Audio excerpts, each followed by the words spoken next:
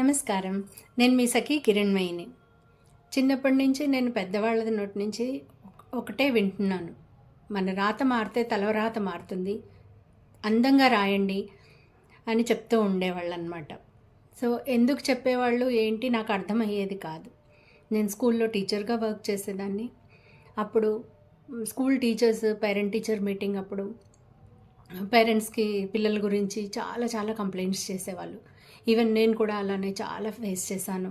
Like మీ బాబు hand writing బాగాలేదండి, మీ బాబు hand writing set చేయండి.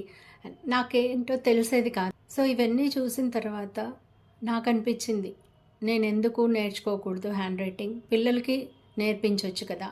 As a టీచర్గా నేను స్కూల్లో టీచ్ చేయొచ్చు, మా బాబుకి హ్యాండ్ రైటింగ్ కూడా బ్యూటిఫుల్ హ్యాండ్ రైటింగ్గా మార్చొచ్చు. ఎందుకు అనే క్వశ్చన్ నాకు మైండ్లో వచ్చింది. సో అరౌండ్ 10 years బ్యాక్ మనకి ఇన్ని ఫెసిలిటీస్ కూడా లేవు. సో ఆన్లైన్ ఫెసిలిటీస్ కానీ ఆఫ్లైన్ ఫెసిలిటీస్ కానీ చాలా రేర్గా కనిపించేవి. సో ఇలా సర్చ్ చేస్తూ ఉన్నప్పుడు నాకు యూట్యూబ్లోనే ఒక హ్యాండ్ రైటింగ్ టీచర్ కనిపించారు. సో ఇమీడియట్గా ఎన్రోల్ చేసుకున్నాను. సో అక్కడ నేర్చుకున్న తర్వాత హ్యాండ్ రైటింగ్ వల్ల మార్పు ఎలా వస్తుంది, పిల్లలకి సబ్కాన్షియస్ మైండ్లో ఎలా చేంజెస్ తేవచ్చు అనేసి చాలా బాగా క్లారిటీ వచ్చింది. చిన్న చిన్న మెళకువలు అవన్నీ కూడా మీకు ముందు ముందు హ్యాండ్ రైటింగ్లో ఆల్ఫాబెట్స్ ఎలా రాస్తారో, నంబర్స్ ఎలా రాస్తారో ఇవన్నీ కూడా నేను గైడ్ చేస్తాను.